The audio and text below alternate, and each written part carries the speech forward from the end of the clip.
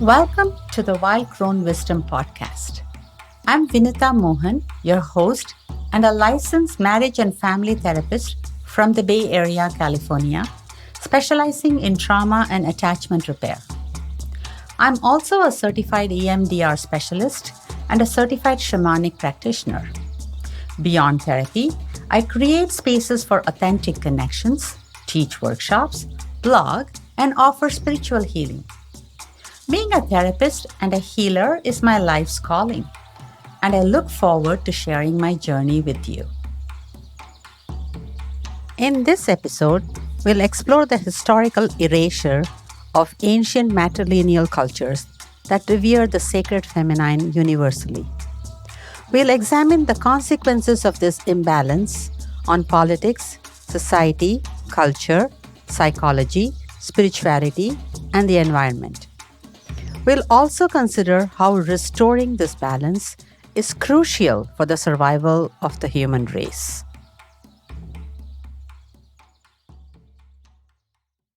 This October, Indians around the globe completed their celebration of the Festival of Nine Nights, Navratri, to venerate the sacred feminine.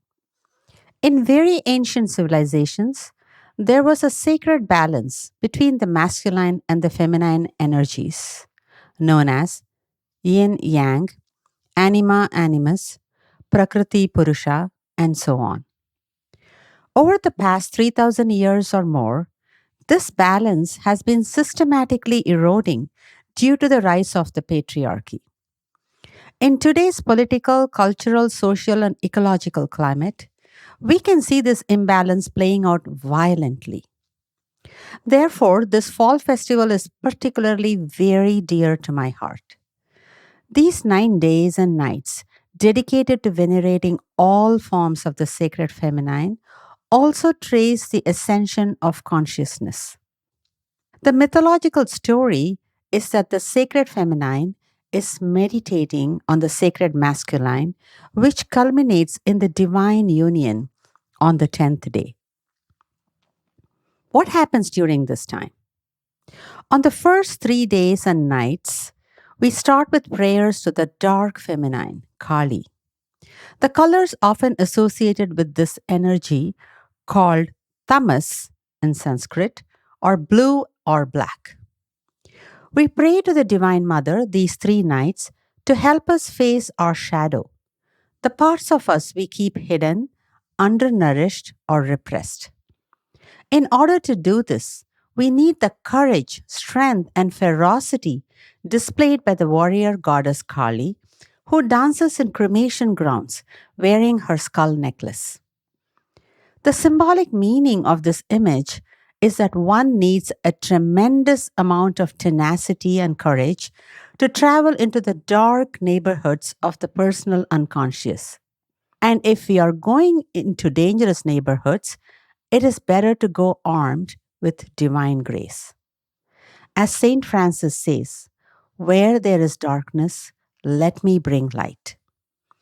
With the grace of the Mahakali, the great Kali, we defeat those dark forces, tamas, within us that often leave us feeling stuck, alone, depressed, anxious, hopeless, and helpless. The next 3 nights are dedicated to the goddess of abundance and prosperity, Goddess Mahalakshmi. Once we have eliminated our shadows with courageous compassion, we are now ready to welcome abundance and prosperity into our lives.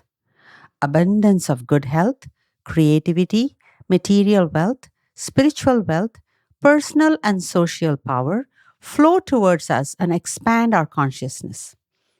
The color used to represent this energy, called rajas, is often red. Red is an auspicious color in many East and Southeastern traditions. This is the period of great creativity and birthing many new endeavors, always with the intention of benefiting the highest good of self and others. The final 3 nights are dedicated to the goddess of wisdom, Mahasaraswati. Here, energy is pure wisdom, sattva, represented by the color white, which, as we know, contains all other colors within it. Ascending from darkness into creative abundance, we finally rest in stillness and silence, embodying this wisdom that all is one. A simple example from daily life depicts this journey. In Indian villages, we grow our own food organically. When you harvest the vegetables and grains from your garden, they're dirty and need to be cleaned out first. Then we cook the rice and vegetables together in an open fire in clay pots. As the raw ingredients are getting cooked with spices, it makes a lot of noise in the boiling water. Once the food is fully cooked, it softens and quietens, simmering and finally resting in silence. Even though it is still now, its aroma fills the house and spills onto the streets, drawing people towards the food.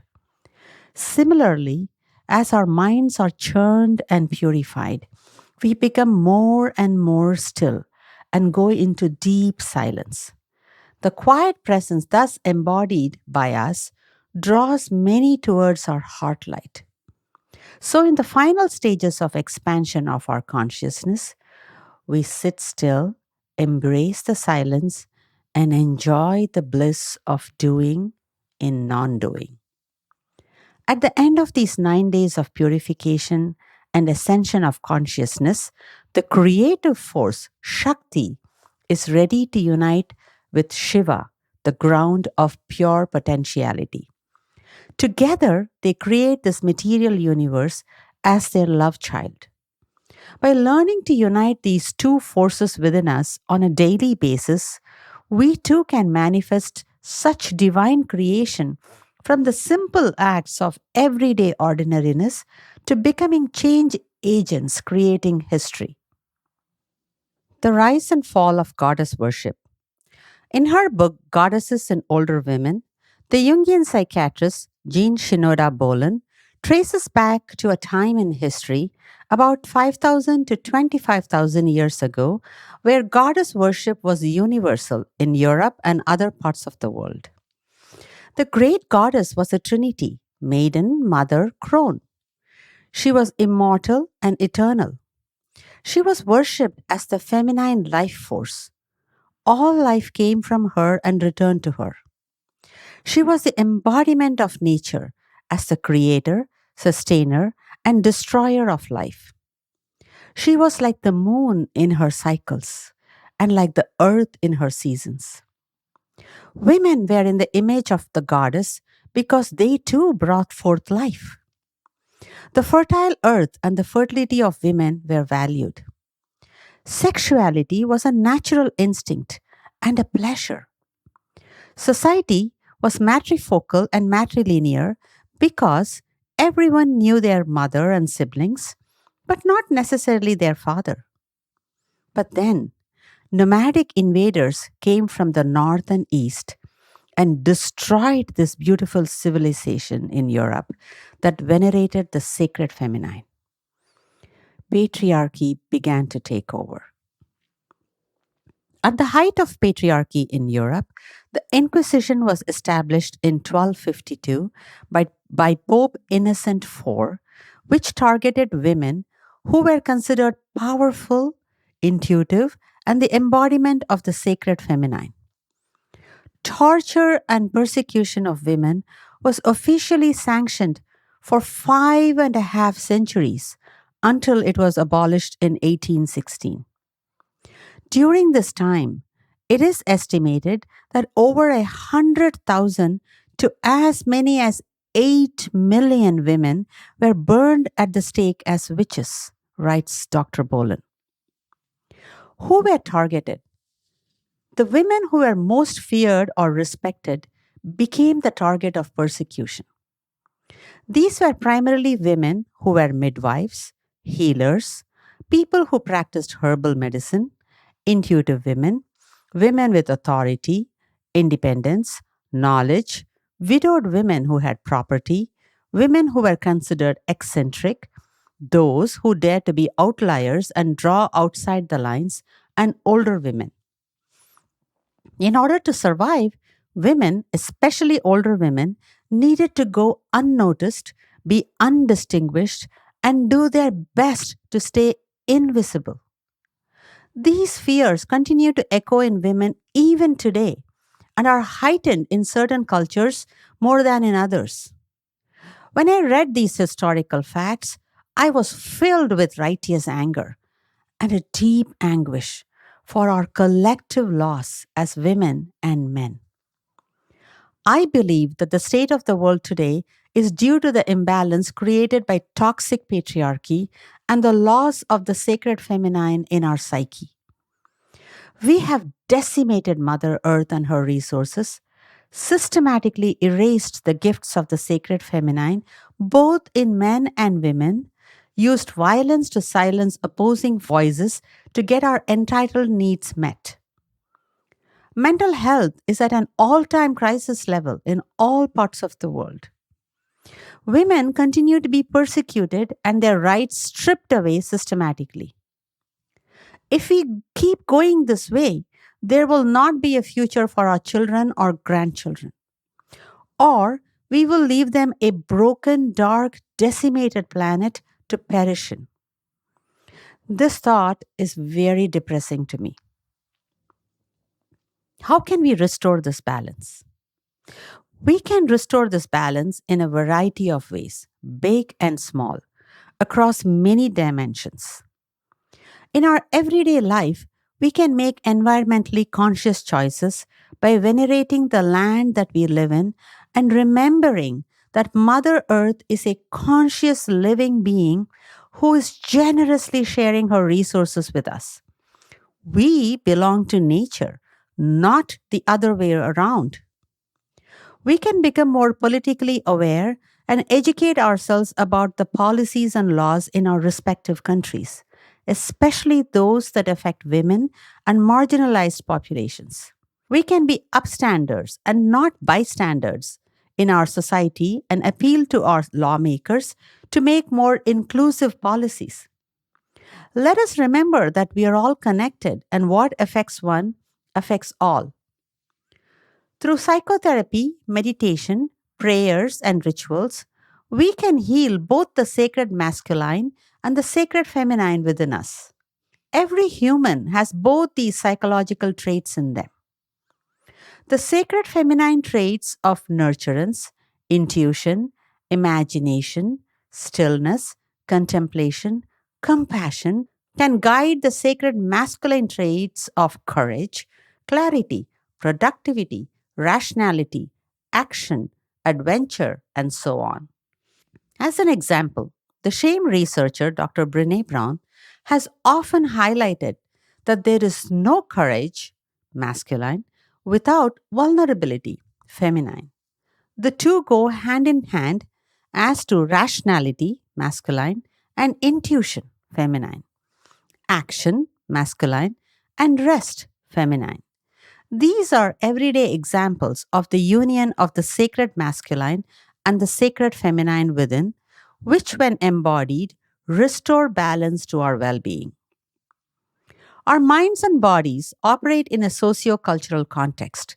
So it becomes imperative for us to consistently evaluate the cultural portals through which we perceive ourselves and others and to become aware of the cultural editors of our life. Ask yourself every day, who taught me how to think? Who taught me how to feel? Who taught me how to perceive? Who taught me how to act? Whose voices are in my head every day directing me and scripting my life? Without asking these uncomfortable questions, we are all doomed to just live life on autopilot like programmed robots. An unexamined life is an unlived life. In conclusion, it is high time for us to right this imbalance and venerate the sacred feminine by restoring her to her rightful place in our hearts, minds, and in our societies. It is only through this restoration that the wounded masculine can heal. This podcast series and all the other work that I do in my life is my small contribution towards this restoration. Thanks for listening to this episode of the Wild Crone Wisdom. In this series, we delve into the journey of our spiritual essence having a human experience. While many social scientists study human emotions, thoughts, and behaviors, and others explore transcendental experiences, few bridge the gap to help embody spiritual wisdom in everyday life. I call this the psycho-spiritual path. Through this podcast, I hope to share bite-sized practical insights for navigating life as an empowered sovereign being.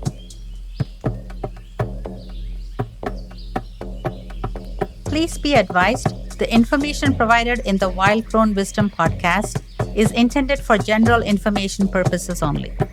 Vinutha Mohan is a licensed therapist and healer. However, the content shared in this podcast does not replace or constitute professional advice, therapy, or counseling. It is essential to consult with a qualified mental health professional for personalized guidance regarding your unique circumstances. Thank you.